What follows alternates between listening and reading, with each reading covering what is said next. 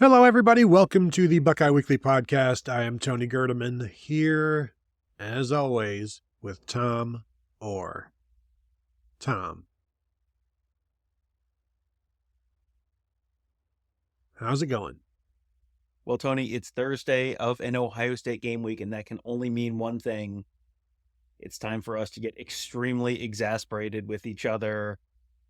We've been waiting 9 months for this. It has taken so long, so many long, empty months filled with fun and family and travel. And now, finally, Tony, it gets down to what life is really all about. Bickering about bold predictions. I can't wait. Now, Tom, you know this, and I'm going to let the listeners know.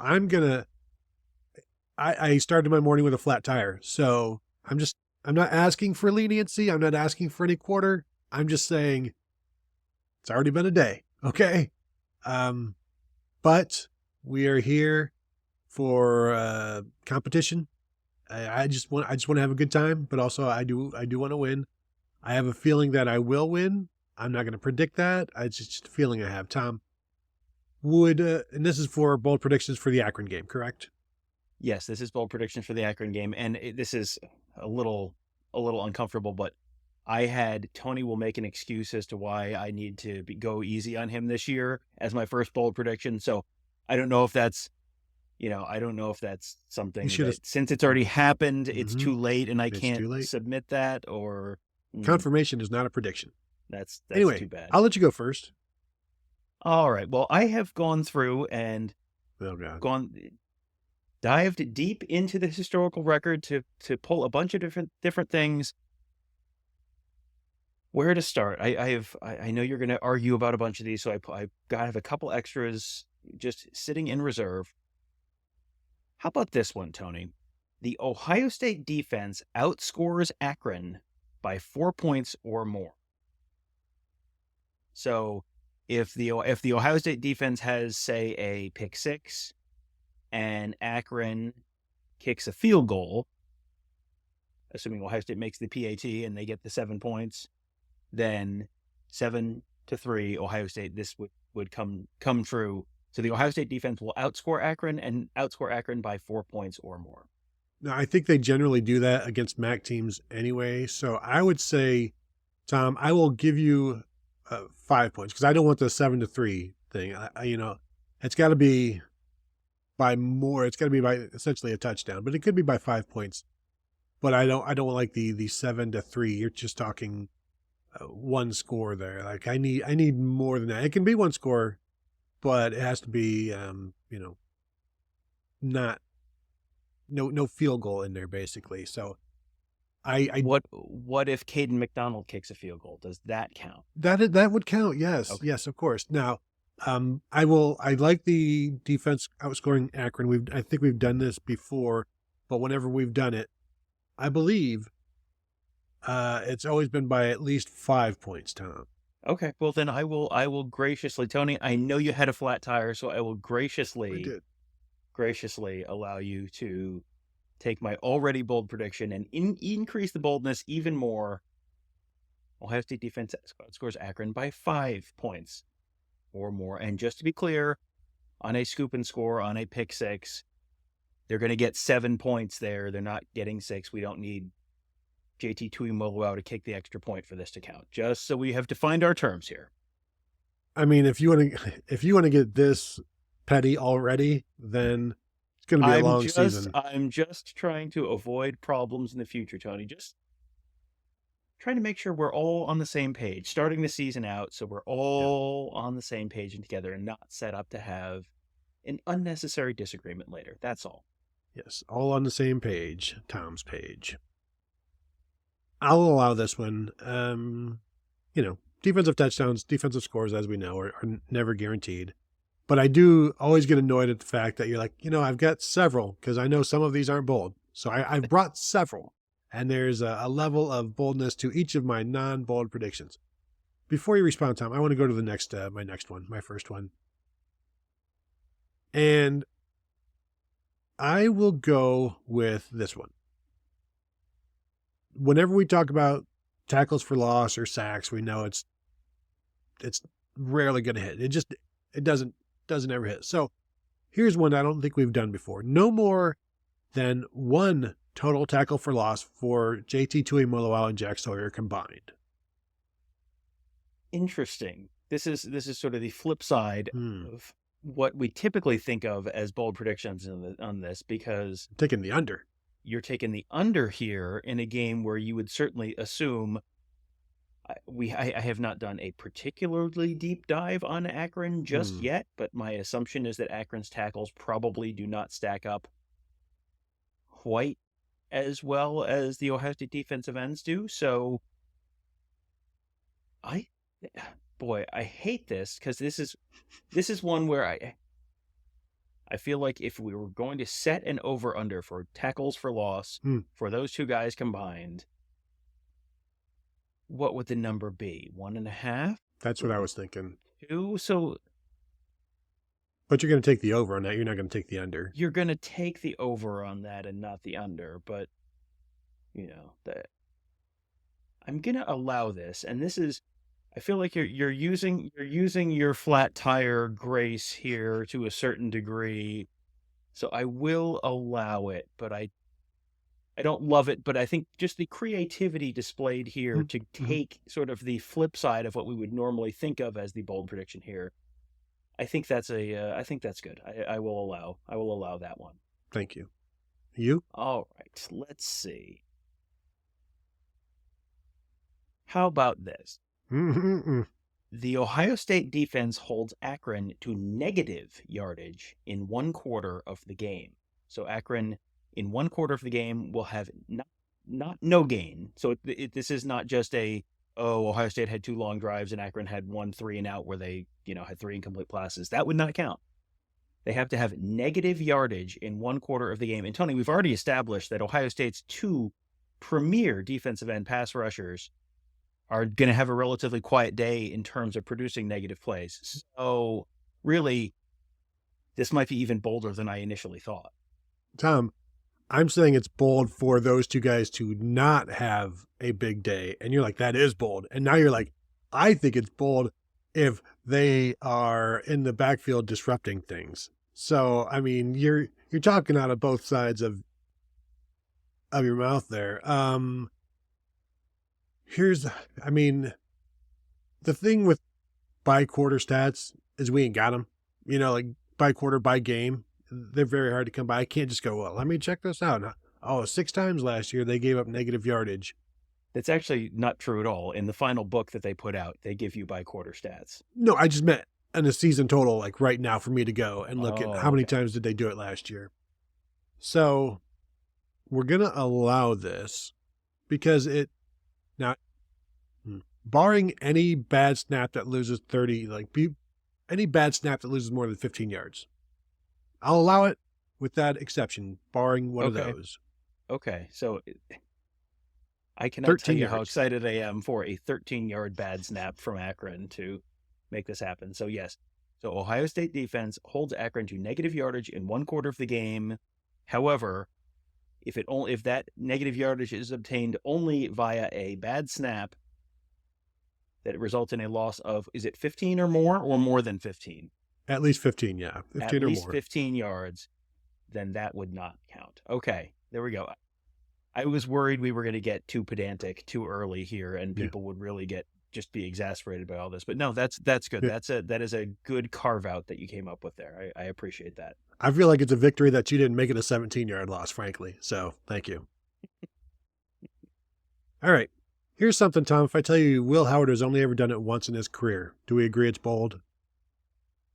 How many times has he played for Ohio State before today? Here's what it is. My next one pointer. Will Howard completes 80% of his passes against Akron. He's done it once in his career.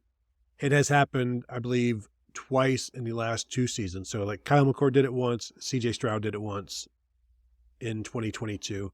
So I'm going to say this is my Will Howard doing it once. 80% completion of his passes. What do you say?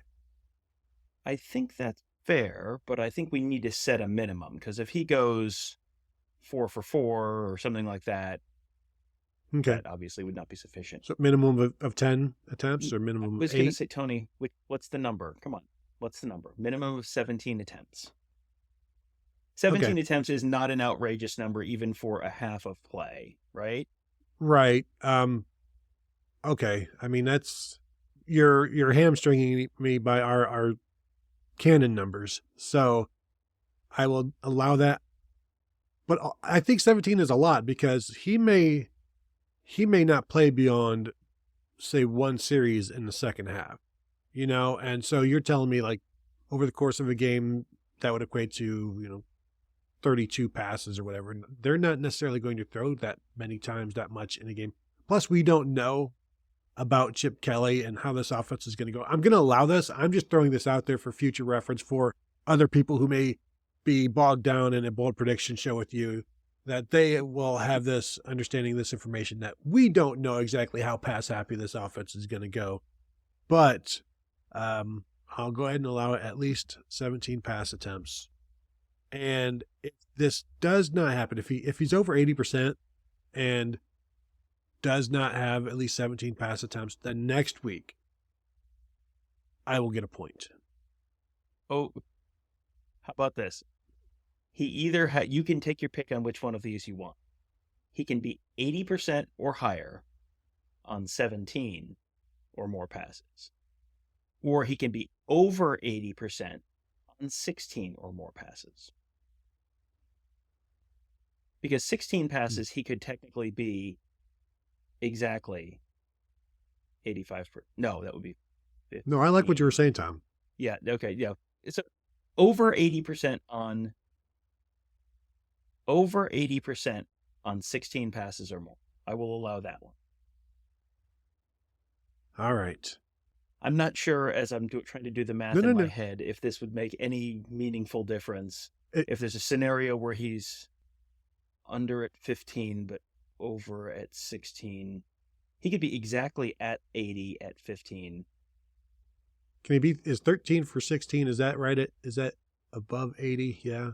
13 for 16 would be, because 12 of 15 is exactly 80%. I like our math show, Tom. 13 for 16. Yeah. I like this math show that we're doing. Mm-hmm. I will also say the previous, his other previous high, like he was last year, I think he was like 15 of 17 in a game. And that was like 88%. His next best number in his career was 70.8. So just to give you an idea, that's why I went in the middle basically there. So, all right, 1 point. Next up. Tony, I went back through every game I could possibly think of where this happened, and as far as I can tell, the last time this happened was 5 years ago against the Miami Redhawks. But Tony, 3 different Ohio State quarterbacks, not players, quarterbacks, throw a touchdown pass in a single game. Yeah, I'm not even going to argue with that one because it is so rare. You got to go back to I think Tommy Hoying was in a game that happened 2 decades ago, but 3 decades ago. Gosh, Tom, you're old. But yeah, it's not something that happens certainly all the time. Rarely happens. 3 quarterbacks throw at least 2 touchdown passes. No one said 2 touchdowns. Okay, no one said 2 touchdowns. Sorry, you used plural, so I thought that was my mistake. So at least 1 touchdown pass for 3 quarterbacks. Quarterbacks, yes. Okay, not players. Players, quarterbacks. Not Australian punters, because you have 2 there. That's way too many options. Mm-hmm. All right. Okay, I allow that. I like that one. Tom, speaking of the special teams, Ohio State will miss a field goal in this game. I'm bringing out all of the pessimistic bold predictions. Is this bold? What was their field goal conversion rate in 2023? In 2023, it was pretty darn good. It's been very good for a while now, but I'll give you that to you. It was 16 of 20, so 80%. And I will tell you, how many games did he miss a field goal in? You would say 4. Let's see if we are correct on that one. He missed one at Michigan right before halftime. I remember that. Missed one against Missouri, missed one against Michigan State, and missed one against Penn State.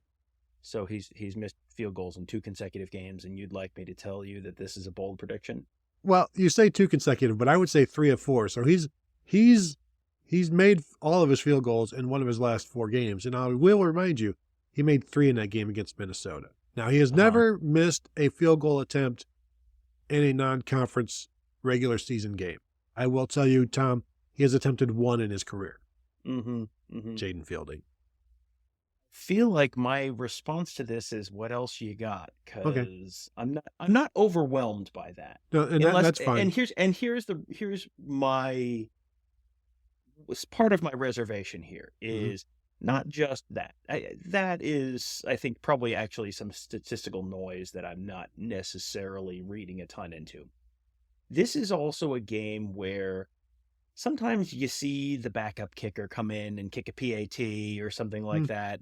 We've seen in I don't remember if it was the Miami game or if it might have been the Miami game in 2019. I think there was a backup kicker who came in right as the weather was getting bad and missed a PAT that ended their their 7-year streak of not missing a PAT, and you're throwing walk-ons in the game, and so you're even if you want to take just the Jaden Fielding piece of this, I think you're adding some additional pieces into this. So yeah, I am going to respectfully decline your offer of that being a bold prediction.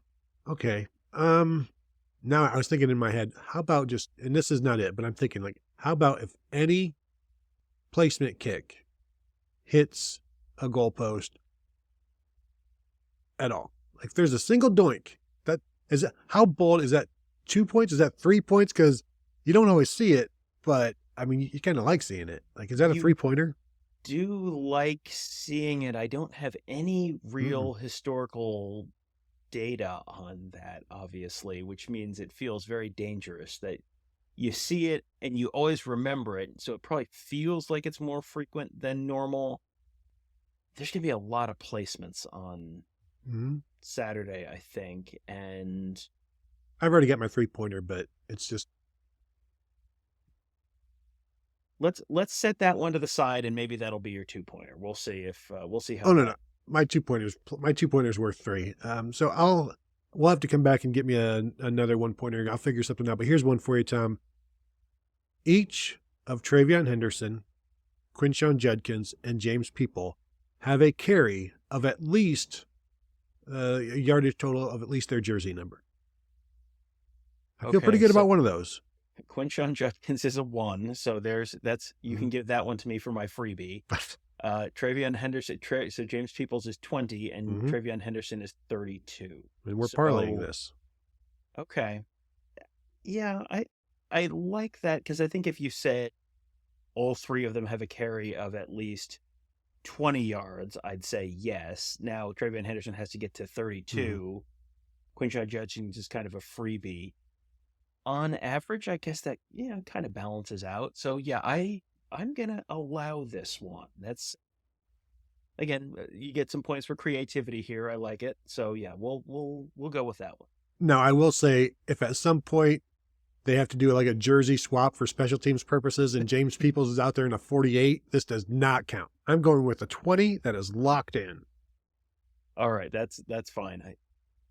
Who's 20 on defense? Arvell Reese. So if Arvell Reese plays on offense and they have to change, so I will allow that particular situation as a side exception. So yes, all right. How about this one?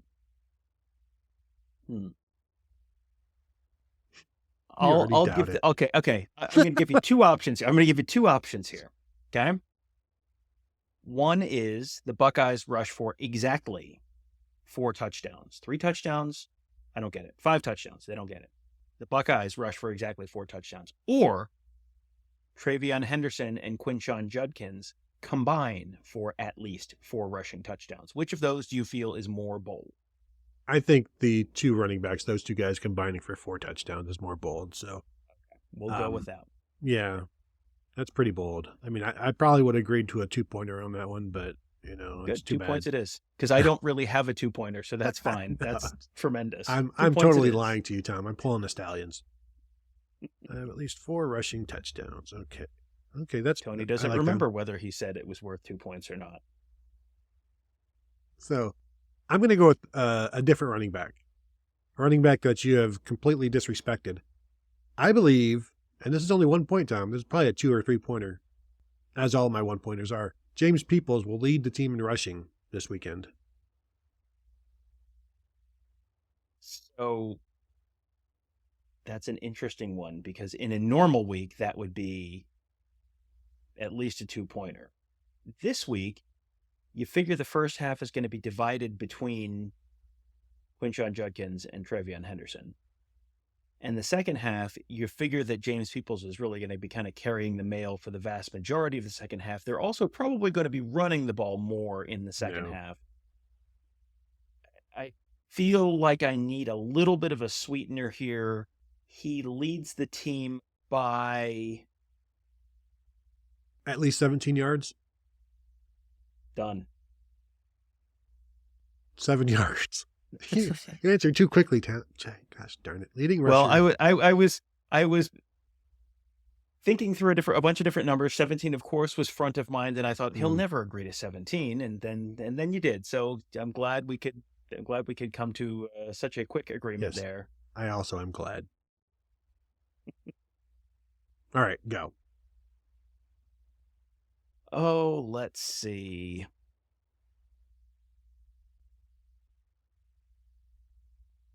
Do you want one on offense or do you want one on defense? I've got a couple options here. I think they're both going to be well, let's hear both of them, because I need one, and I might take the lesser of two evils there.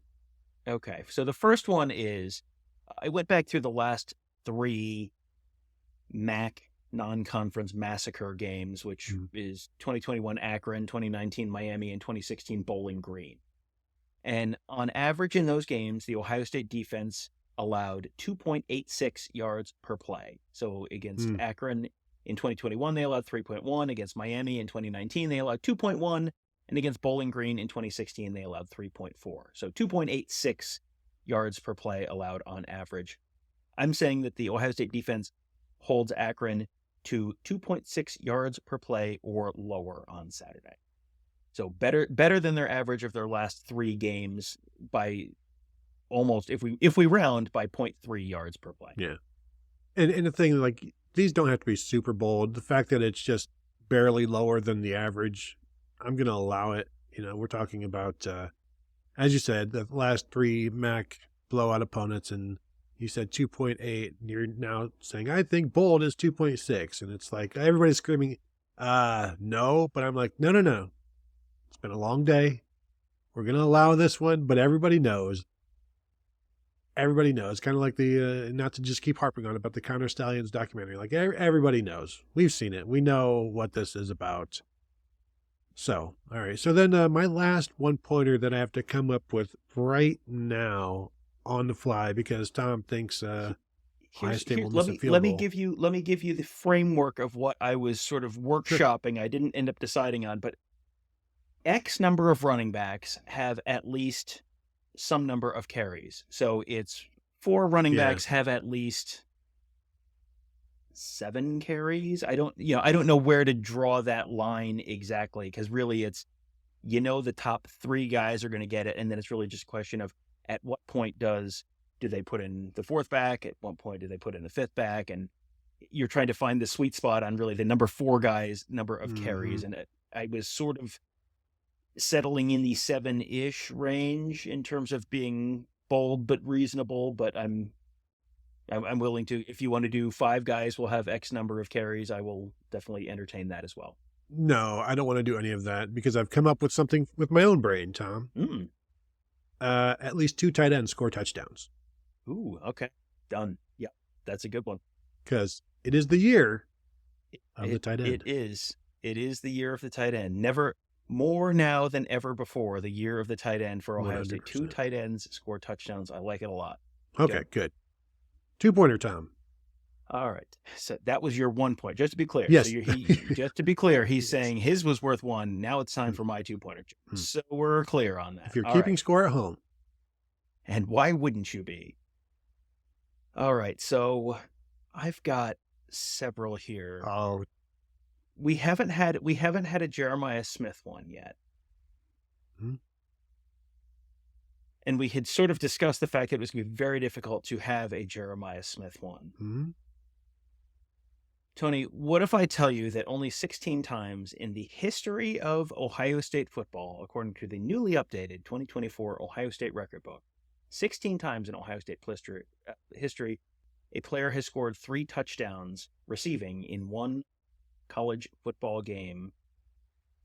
For 2 points, Jeremiah Smith scores 3 receiving touchdowns in Saturday's Ohio State football game.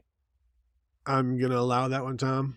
I know we had talked about, I think yesterday we talked about maybe we should just do like a series of J.J. Smith bold predictions and just kind of get those out of the way. But I like this one, J.J. Smith with 3 touchdown catches this week from quarterbacks.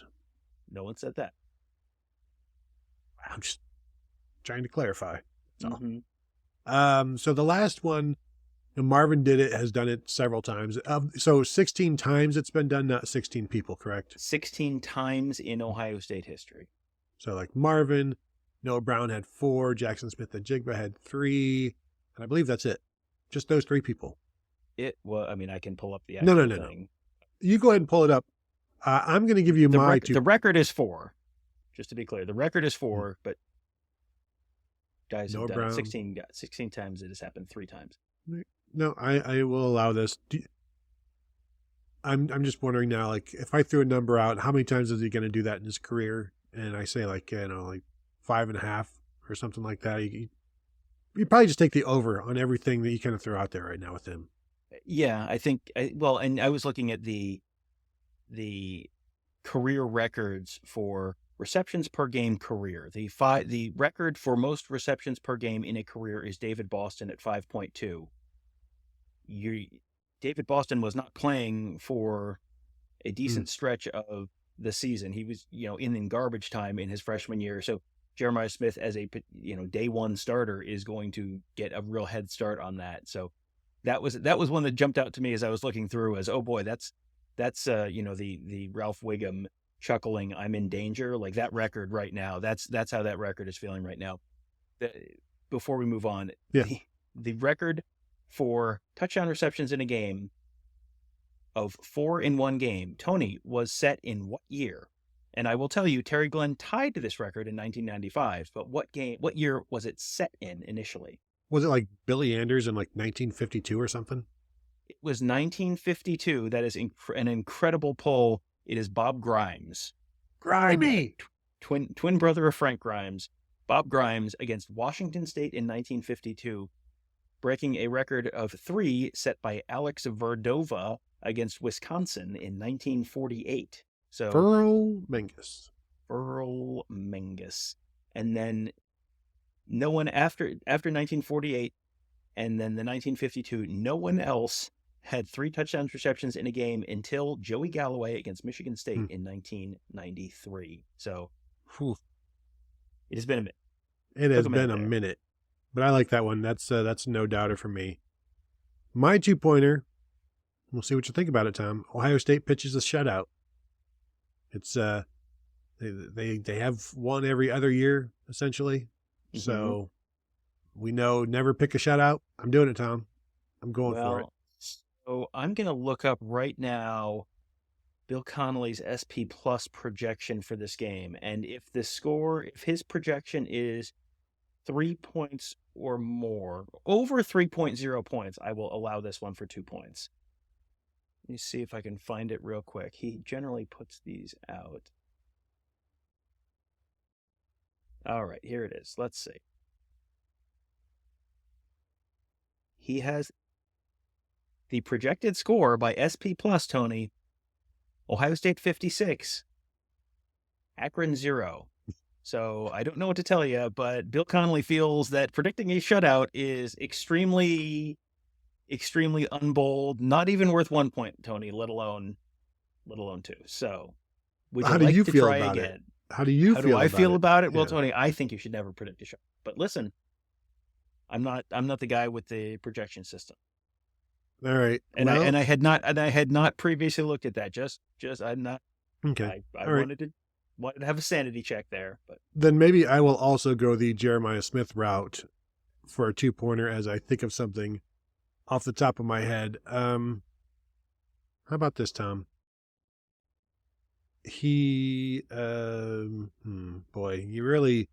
Jeremiah Smith pitches a shutout. Tom, you want to put a yardage total on that?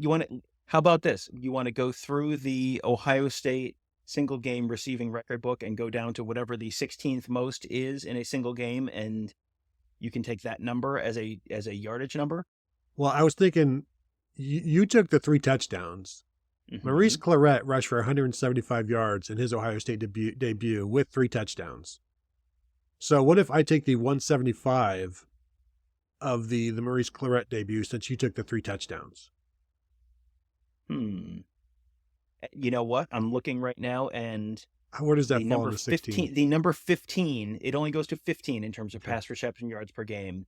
That would be Kenyon Rambo with 181 against Ohio in 1999. So 175 is probably going to be extremely close to the 17th best single game receiving total in Ohio State history. So yes, I will allow it. See, I'm not just being disagreeable. If we have things that align, I'm perfectly fine with having them align. And there's a way, but I don't expect this to happen at all because I think he's playing starter reps, like 1/2 and 1/4. So you're going to need he's going to need to do this 150 of this in the first half, basically. Sure. And he's going to have to probably score 3 touchdowns in the first half too. Yes, that's what makes it bold, I guess. He's going to play the same number of snaps for both of us on this one. So yes, that is in fact how this is going to work. All right, then. I guess we're in it together. Thelma and Louise it. Let's do it.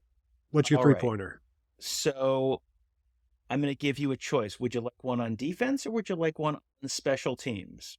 And I will remind you, there is an Australian on special teams for Ohio State. I mean, it's got to be special teams, the defensive one, or whichever one is the special teams one. Okay, the special teams one. I'm just going to check this right now. I believe this is correct. Oh, this is always the best way to start a 3-pointer. I think this is right. Yeah, no, 0 punts in a game. The last time, according to the Ohio State game notes from this week, the last time Ohio State had 0 punts in a game was against Nebraska in October of 2017. However, Tony, mean, cruel Ryan Day makes Ohio State fans wait another week before they see the crocodile punter, the Boomin' Onion, Nick McLarty, 0 punts for Ohio State this weekend. Hasn't happened since 2017.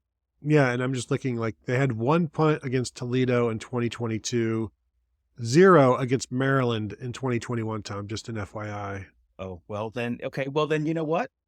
I will show you. Look, that's right there, right there.